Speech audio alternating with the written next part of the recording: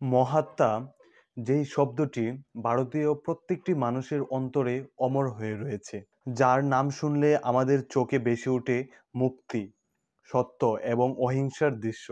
আজ আমরা কথা বলবো সেই মহাপুরুষকে নিয়ে, যার জীবন ছিল পুরোটাই অবিরাম সংগ্রাম, যার নীতি ও দর্শন আজও পৃথিবী জুড়ে বিশাল প্রভাব ফেলছে।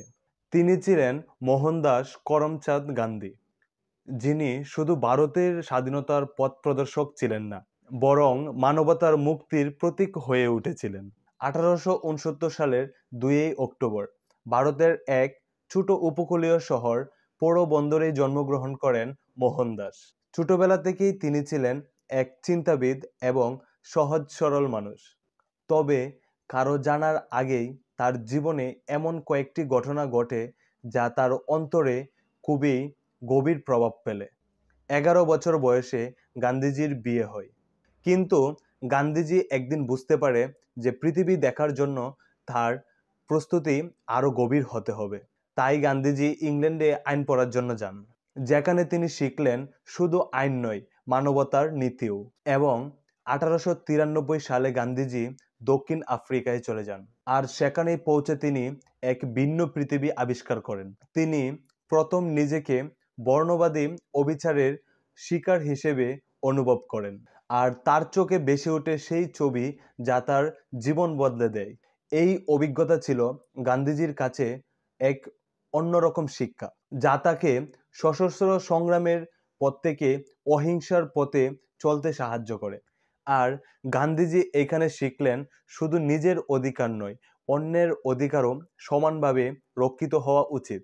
এইখান থেকেই শুরু হয় তার অহিংসা আন্দোলন, সত্যাগ্রহ এবং নন ভায়োলেন্সের ধারণা। আর 1915 সালে গান্ধীজি ভারতের মাটিতে ফিরে আসেন। ভারত তখন ব্রিটিশ উপনিবেশের অধীনে শোষিত এক জাতি।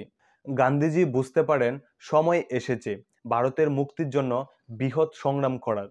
গান্ধীজির সবচেয়ে বড় অস্ত্র ছিল অহিংসা।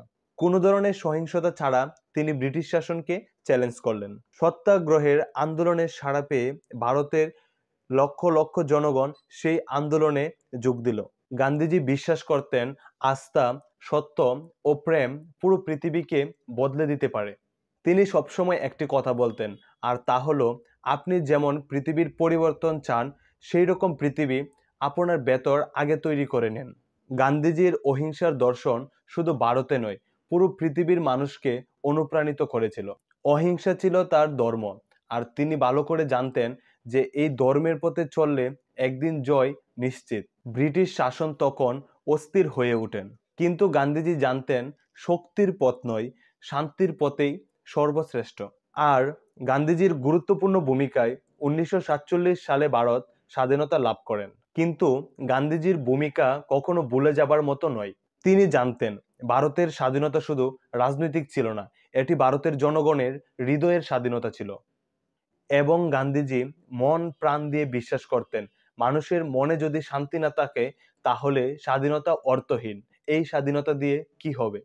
1947 সালে ভারত স্বাধীন হবার পরে হঠাৎ একদিন গান্ধীজিকে গুলি করে হত্যা করা হয়, আর তখনই পৃথিবী হারায় মহান মনের অধিকারী এক মহান নেতাকে।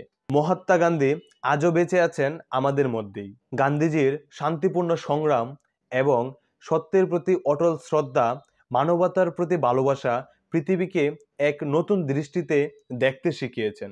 তার জীবন, তার সংগ্রাম, তার দর্শন আজও আমাদেরকে পথ দেখায়। মহাত্মা গান্ধী আমাদেরকে একটি মেসেজ দিয়ে গেছেন, আর তা হলো শান্তি, সত্য ও অহিংসা।